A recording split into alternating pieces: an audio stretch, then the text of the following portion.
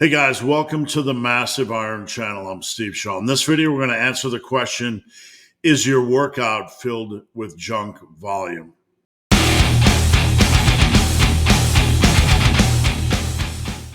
Before I get into this topic, if you have any questions or comments, drop them down below. If you need coaching, I would love to help. Check out the link below. All right, in this video, I'm going to try to answer the question, does your workout have any junk volume? We're going to look at the exercises. I'm going to present some simple information, some simple guidelines to help you understand if your workout contains junk. Now, the first question we're going to ask is, does the exercise have a defined progression approach? If you are concerned that an exercise might be junk volume, ask yourself this question. Does this exercise have a defined progression approach? If so, it's unlikely that this exercise or the sets for this exercise are junk volume. Now, I'm going to put a caveat on that. We have to ask another question. Are you following the progression approach? I know this is stupid, simple, and obvious, but it goes without saying that having a progression approach is meaningless if you do not follow the progression approach. And this can be very common in the muscle building world. If you are not reasonably and consistently following the progression approach that you have for this exercise, then the sets for this exercise are likely junk volume. They're doing absolutely nothing. You're just holding steady. You're going into the gym. You're moving weight. You're never progressing. And even though they might be challenging today, in 2 months from now, you haven't been pushing yourself. There's been no progression, no consistent effort, no attempt to make things harder. So these sets have become junk volume. All right, so we look at an exercise. You can have a progression approach in place. You can also be following the progression approach, but we also have to ask a very important question. And this is super important when it comes to the muscle building process. Are you maximizing sets? My first book, Massive Iron, talked about maximizing sets. That was basically one of the pillars of success. If you maximize every set, you're going to maximize every workout. If you maximize every workout, you're going to maximize the muscle building process. When you head into the gym, are you trying to get everything out of a set you can? Or are you just recklessly tossing around weight, trying to accumulate reps? There is a difference, and we need to become familiar with this difference. Now, you can certainly head into the gym and just ferociously move weight through space, going through some spastic routine. And if you get stronger, you're certainly going to build some muscle.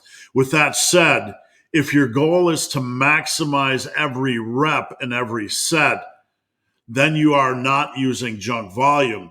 If your goal isn't to maximize reps, then your reps are starting to land on the junkier side. And obviously there's a little bit of nuance here. How junky they are is going to depend on just how quality the overall reps are. You might not even know, but this is something you need to get familiar with. This is something you need to analyze. Now, I want to state here that understanding junk volume isn't some black or white topic. There is nuance here. Determining if the sets for an exercise are junk volume requires intelligent analysis and not just the creation of arbitrary black or white rules. The information I'm presenting in this video could easily be turned into black or white rules, but they require intelligent interpretation. These guidelines must be processed using common sense. The bigger picture matters. We must look at the overall impact of our exercise selection and programming on a specific muscle group. Looking at just one exercise doesn't always reveal the impact of the bigger picture. So you might have one exercise in the mix for chest, maybe pec deck, where you're not always progressing, where you're not always attacking. Maybe you've reached kind of a limit where progression is really slowed.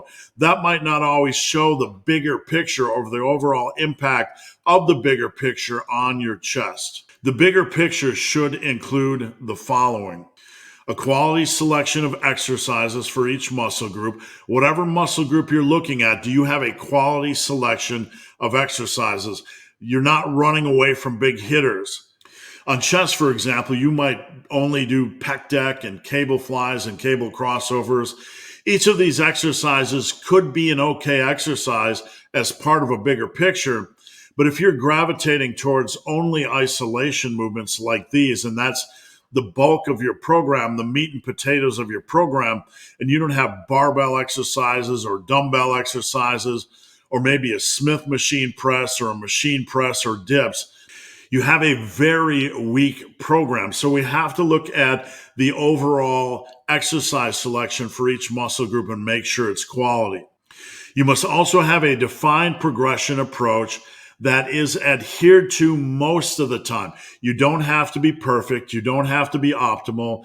Some days you might not want to push a specific set, and that's okay.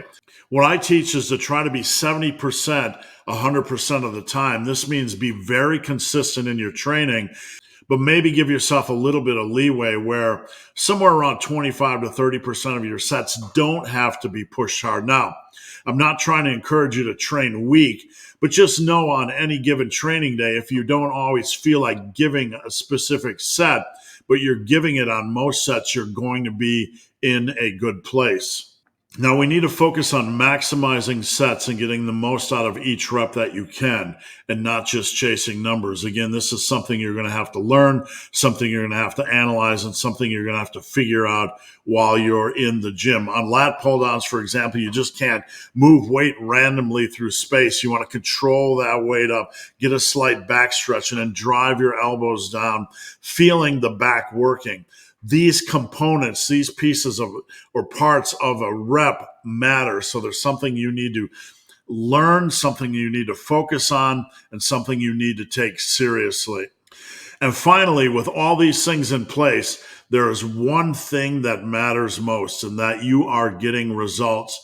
Results that show your method is working. If you're not getting results, something is broken. It could be your workout, or it could be your diet, or it could be both. All right, guys, thanks for watching. Have a great day.